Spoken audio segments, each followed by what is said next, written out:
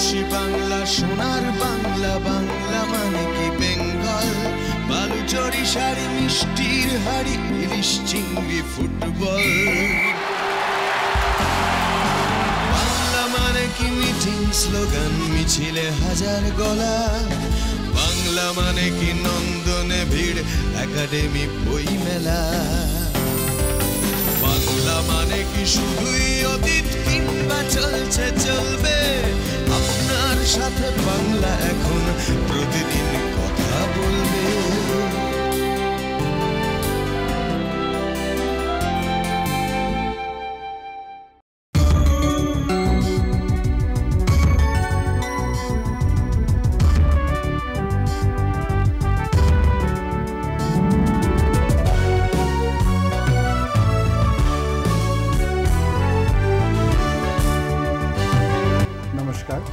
It gives me the greatest pleasure to have three of my most favorite people at the sets today, Mrinalini Sarabhai, Mallika Sarabhai and Anahika Sarabhai. Three generations of dancers with three absolutely sparkling personalities and an association with Bengal which goes back to many, many, many years. I'm going to now ask Amma my first question. Amma, after 10 years, the headlines today said Mrinalini's magic after 10 years. What are the memories that you really have, Amma, of not just those 10 years, but your days in Shantiniketan? I don't know, Calcutta for me is always a romantic city. We used to come here from Shantiniketan and have a wonderful time in Calcutta with the theatres and all full. And Shantiniketan, I think, were the happiest days of my life. I was so carefree and I worked so closely in a way with all of the great people there, Gurudev especially, and with all his dance dramas. I don't know, it is such a memory that whenever I speak of it, I have tears in my eyes. But Mallika, you know, Amma's association with Shantiniketan in lots of ways kind of almost like an osmosis went into the Darpana's early production years when a lot of Tagore was reinterpreted. And Amma has always said that Amma, not that she wanted to be a dancer or I'm a dancer. It was a completely different story. But how did that turning point take place when you know, you really wanted to dance? First of all, I have to tell you that strangely enough, though Amma was so closely associated with Shantiniketan, my first introduction to Tagore and Shantiniketan didn't come through Amma, but through my aunt Leena. All the Sarabhai children were also brought up on Rabindranath Tagore, and Tagore used to come to the Sarabhai household. So it was when I was 3 and had just entered school that I started learning Rabindranath Tagore in Shreyas, strangely enough. And I remember Papa singing Rabindranath Tagore as well, and Papa singing other Bengali songs.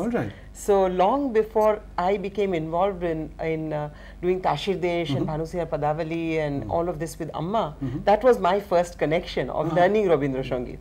Because I know that there's a story, Amma, maybe you know you'll be able to verify this, that Gurudev had actually seen Vikram Bhai as a little boy, and he had said to your father-in-law that... Yeah, he said that he saw him evidently and looked at his forehead. I didn't know this side of it till afterwards, and he said that that boy is going to be very brilliant and he's always got almost the lines of a genius on his forehead. Yes. And Vikram was very small then. And this my mother-in-law told me many years later.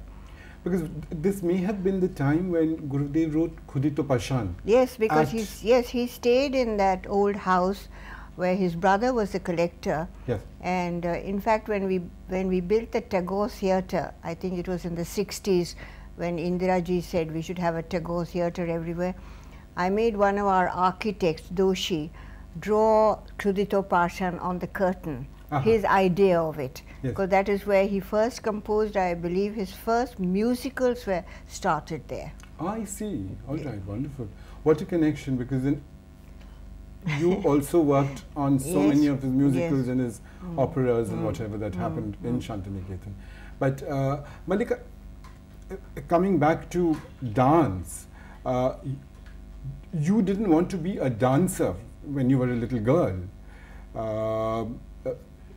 And there was, you know, a point of time when you decided that you did want to get into dance. I think it was decided somewhere subconsciously or extraterrestrially for me. No, I didn't want to become a dancer because I had, though I was studying dance all the time, I was a lazy child physically. I see a gleam in Yes, Anahita's yes. eyes. She's actually very much at 15 like I was then, which was, I loved being on stage, but it was just too much work. And I saw the kilos of sweat that poured off Amma every day. And I said, I don't have this in me. It's just too much work. And it was not till I was 22 and coming out of a deep depression after a broken engagement that I woke up to the fact, literally woke up one morning saying, what I want to do is dance. And when you took that decision, did it liberate you in any way? Did you feel it liberated me out of my deep depression and this deep questioning, what is this about, where is this leading to, what is life about, and all of that, certainly. But Anahita, now coming to you, it's very interesting because you have Ma's dancing skills and of course Amma's dancing skills, but you're also, you write so beautifully. I mean, I think you write really wonderful poetry. But now, you know, you have to at some point in time decide what you want to do. Do you want to dance? Do you want to write? Do you want to do both? No, you never need to decide. See, Ma never decided. She still hasn't decided. Yeah. So I don't get to decide. Yeah. But how interested are you at this point of time in dance? Till last year or 2 years ago, it's like Ma, I love being on stage and, you know, the whole thing, but just too lazy. It's too much hard work and I don't think I can go through all of that. But since last year, suddenly it's just been completely different, just sudden change where, oh, hard work, that's okay, you know, it's worth it. I like dancing. So now I really want to do it, and well, other things will happen as well, but now I know that this will be a big part of what I want to do later. I think you love acting, don't you? I love acting, well, She more or loves less, I'm not acting. sure anymore, but No? it's just being on stage and the But whole... you know, it's very strange that all three of you have been actors as well. Amma, you actually trained in New York as an actor. And Mallika, of course, has done a lot of work on stage and in cinema. Anahita, I have seen you on stage perform Romeo, if I remember, Romeo and Juliet. But Amma, how did you ever want to act, in the sense that did you ever want to do theatre or film as well? Yes, I did. Not so much film, but I loved acting. But it was always a difficulty of language, because my language really was more English than anything. We were brought up a lot with English and with Malayalam. And then when I came to Gujarat, it became Gujarati. I was never really good enough for learning a long part in Gujarati and so on. And then dance really took over, because even in the acting I would like things that have dancing in it. But I very much would like to have acted also. But then it would have been straight plays. But that chance really I didn't get at all. So Except now that she's doing this play with Tom Alter called The Mahatma and the Poetess. Yes. Which has suddenly become A much huge in hit. demand, much in demand. It's a huge hit. And it's a lovely play. And luckily for both of them, they don't have to remember their parts. that's a real problem. I can remember any amount of dancing, but to remember a whole part, I find it very difficult. I just go off into some other kind of a dream in the middle. Amma, coming to today's program that you have, actually, you know, it's almost, it's historic that 3 generations are going to be performing together. How did you come about putting this piece together? Well, it was very strange, because when the Sangeet Natak Academy in Delhi celebrated 50 years, they asked many of us to dance. And I didn't want to just dance. You know, I've always liked new things and change in dancing. I've done so many new experiments. So I wondered what to do, not a regular Bharatanatyam. So suddenly one night I was just thinking, what shall I do differently? And I said, why don't I dance my life? And so it just came about like that. So I worked with the musicians and I just danced my life, bringing in Gujarat and its problems at the end also. And I had a really wonderful reception. I've never seen a Delhi audience so receptive, because I think it was such a surprise, and bringing in all the tragedy of our city in the end made them all really almost tearful. And it was a great hit. So when I came back, I told Mallika, and Mallika said, oh, I would like to join you too. Why don't we continue it? And that's really how Mallika continued it. And then the two children, her son and Anahika, they also And the nicest thing about it, of course, is because it's ongoing lives, it keeps changing. So every time, after a few months we are doing it, we sort of sit down and say, okay, what do we feel differently about? And so what do we want to take in a different direction? So it's a piece which grows with the times, with the attitudes. It's wonderful. I mean, it has its own life. It has totally its own life. It's in some senses like a diary autobiography, where you add a new page or a new thought whenever you want. And that's, I think, this whole thing of building change into something so that it's never obsolete. And whatever it is, it's great fun to do anyway. Where do you come into this? I mean, how do you do it? How do I do it? Exactly where I was born. And do you also dance, or do you? Yes. I've always thought that I haven't, after like Amma doing her thing and then Ma joining in, and when Rebu is here, him doing his part, then I suddenly realized that I haven't had much of a life to talk about it. But that's okay, considering it is like a continuous growing piece. Yes. But yes, the stuff that I've done till now and the dancing and acting I've done, I do talk about, and I do dance with Ma and Amma both. Amma, now, going back again to Shantiniketan, I remember you said that Gurudev had almost asked you on the second day to perform, and there were no musicians. Yes. So what happened? No, it was, he had just, I think, written Chandalika. I'm not sure exactly when, but he wanted me to do the role in Chandalika.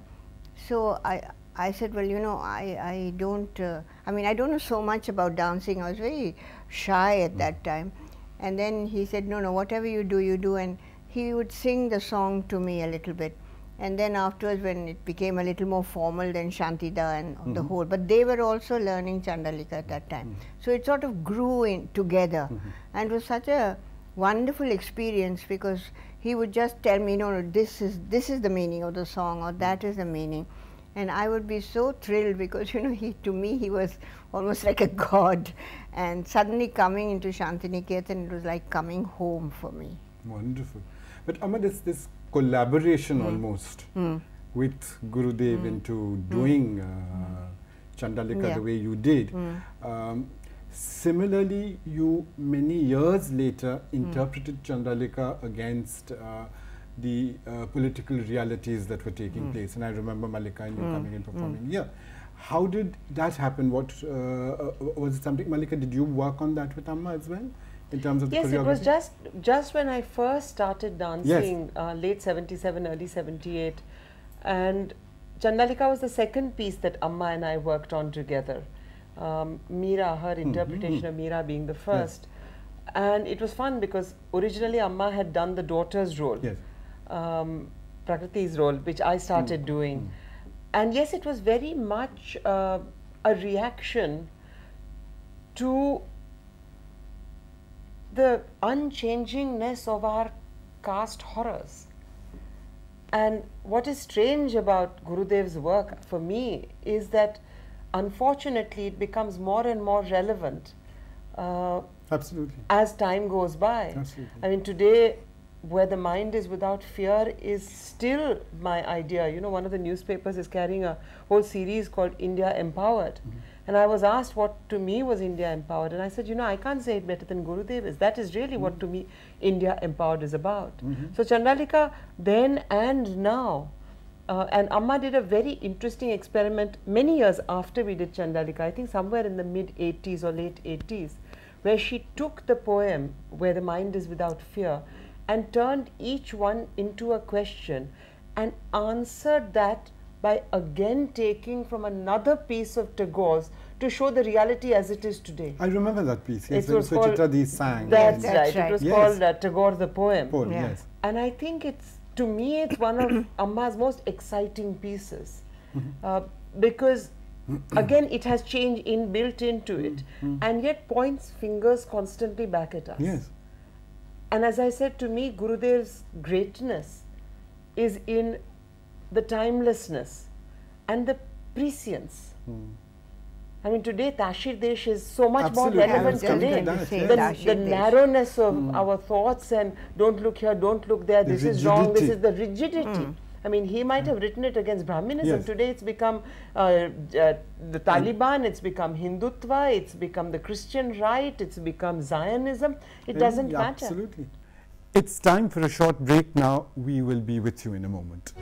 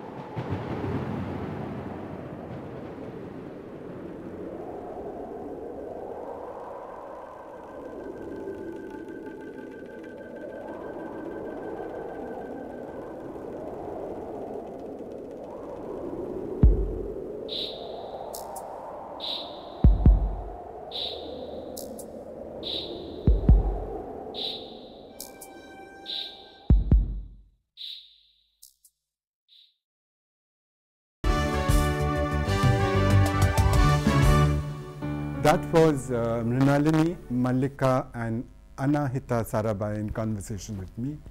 Amma, one of the most exciting pieces for me of the work that you began, where you started using Bharatanatyam for social change, was memory. And that really happened because of the young girls that Yes. were, the dowry deaths that Yes. took place. What happened? What made you, you with No. all that classical training, what made You you know, I- suddenly want to do that? Well, I came from a Kerala family where the women were always predominant. I mean, we never thought of women as being anyway. In fact, they were considered very superior. My grandmother ran the house, and my mother was very powerful. And it never occurred to me till I came to Gujarat, and then I was learning Gujarati. And suddenly in the newspapers, I began to read about dowry deaths. And then They were I not thought, called dowry deaths. no, no. At that They time. were, yeah, they were just Deaths. this young girl in Saurashtra throws herself into the well, Or and burnt another one herself. burns herself. So dowry death as a social phenomenon hadn't been noted All right. at all. Okay, But so these are just that is when I So-called picked up this random. idea So-called that random. yes, that women were being treated badly. I mean, it was not as strong as now Mallika does now, but at that time it was a great shock to me that women could die in that way. And so that's how I first did memory, and that was one of the first, I think, that kind of dance drama in Bharatanatyam. It was the first. And it had a very good response everywhere, which was good. I took it to Madras because Madras was the place for Bharatanatyam. And I used only the syllables of the words, not the actual words. There were no songs at all. So all done with syllables. And it was really quite powerful. And Mallika does it now, and I find it still relevant. Unfortunately. very Yes, unfortunately. Yes. yes. But Mallika, the development work at Darpana, I mean, Darpana began as an academy of dance, and then it grew with the people who started working in there and whatever. you have also made very, very sometimes very strong, very uncomfortable statements through dance for people on areas of social injustice. Would you like to talk a little about Darpana for Development and where it is But heading? you know, I grew up with things like Memory and with Kailash Pandya and Damini Mehta, who were running Darpana's drama section, working on issues about family planning or issues of trying to raise savings to go towards the war effort during the Chinese aggression and so on. So somewhere in my mind I had always the consciousness of using the arts to talk of something rather than entertainment. And when I came into Darpana and I started managing Darpana in the late 70s, it occurred to me that the way forward on that was to actually start a department that the thrust of which was the use of the art, not the use of dance alone or theatre alone, but the use of the arts for social change, for development communication. Because then an agency that wanted to use that could come to Darpana for Development and say, we want to talk about X to Y audience, what is the best way? And then all the people from whatever skill backgrounds they came from, whether they were dancers or puppeteers, could put their heads together and create a new format, rather than having to go to the drama department and said, can you please do a play about? Which is how in 1982 I created Darpana for Development. And later, 4 years ago, to take that further into the use of television, created Darpana Communications, taking the same thing forward from live face-to-face to television and to CD-ROMs and videos and so on. I have to say that these are the two departments that have grown the most in Darpana. And I think today Darpana's uniqueness is twofold. One is that it is perhaps India's only institution which goes across all the art forms. Yes. Dance, drama, music, puppetry, film-making, video-making, you know, multimedia. the multimedia, the whole thing. That is one. And the second is that as an institution, it has much a commitment to the use of arts for social change as it does towards pushing the arts into cutting-edge experiments. And I think we are very proud of this, and we think that it is something that we want to share with other people. So at the moment we are in the process of recording this so that other arts practitioners, other NGOs, other people working in the field of development, other people wanting to work in breaking these boundaries of what is dance and what is theatre and what is music, can actually have documentation on how it can be done or how it has been done. And a lot of us in Darpana are now involved with the development work, which goes from working with villagers to working with traditional performers, bhavaiyas, like you have your yatra performers, to training a whole cadre of actors who use acting as activism. So it's sort of multifold. But Anahika, where do you know, have you thought of which are the areas you want to get involved later in dance-wise? In the whole growth of Darpana, which are the areas that excite you? The cinema or the film area, the puppet area, the dance areas, or all of them together? At the moment, dancing and acting are the two things that I'm most involved in general. But I think 6-7 months ago, Dipti Naval, we did this show, which was taking poems from Dipti Naval's book, Black Wind, and creating dance, a sort of dance piece while the poetry was being spoken. So considering I do write poetry, that was something that I enjoyed doing a lot, because it suddenly struck me as something I could do and somewhere where I could step in, because considering I write so much poetry and I've always wanted to do something with it, you know, not just leave it as something people can read. So that's something I think once I get more into dance and once I'm finished with my 12th and have more free time. And once I'm... So that's another area, because that is where I would like to come in. Because I also write, you know, Anahika, we have to do it together. Literature then comes in. Exactly. You know, there's that one area which may not have been explored as much as the others, which is literature now, and that would be just because you can see that it affects people so much more when they actually see it as well. Yes, when you read instead of just reading and perform. Exactly. So yeah, that would be fun to do if I could get my poetry out there. But Mallika, when you did Shakti, which was, I think, one of the first pieces of dance, not just being used as pretty Bharatanatyam, but which came across as very strong. And that was the time when Ma was carrying you. So Amma had sent a special chair, I remember, because Ma had to rest. And she was doing this hurricane tour all over. Mallika, there were two pieces I remember even today as extremely powerful.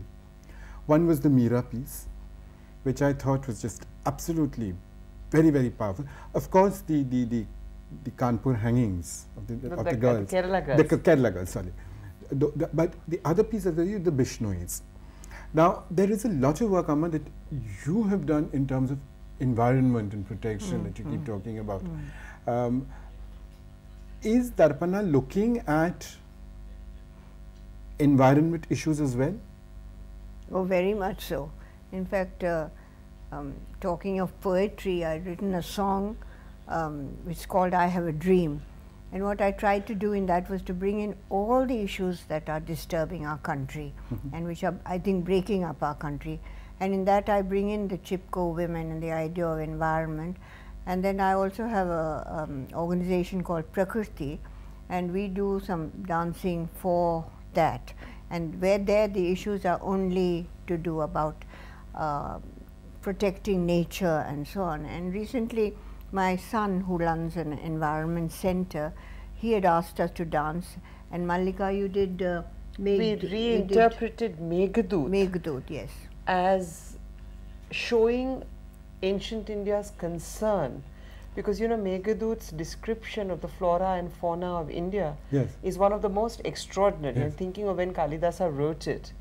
So yeah, one of the efforts is in using very contemporary things to create small performance pieces that can go into the village and talk about reforestation, can talk about the water issue. So that's on one level of our environment work. The other is trying to find classical literature which shows a concern for nature. Yes. To point out that it's not only classical because it's 2000 years ago, but look at the concern for nature. And look at the understanding of nature that is involved in it. So yes, we're doing a fair amount of that, and a lot of our village work also involves environment messages and environment consciousness. Now we did a piece, for instance, you know, we went to the village, spent the whole day there. Then we did a piece about Radha and Krishna. Now all the villagers know the story. So Krishna calls Radha and says, come to the banks of the Jamuna, we will meet there in the evening and we will dance, enjoy.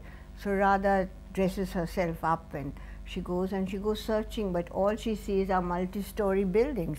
And she sees dirty little pools of water, and she says, where is the river? I don't see any river. Where am I supposed to dance? And then we take it on from there, now create a place. And then we actually make the villagers. No, Radha, then Krishna comes. And Radha says that, where are we going to romance? Look at this stink, there's no jungle, there's no river left, so what do we do? So Krishna says, what do we do? So Radha says, wait, and she goes and she picks up 2 brooms and comes back. And they start, Krishna and Radha start sweeping the place.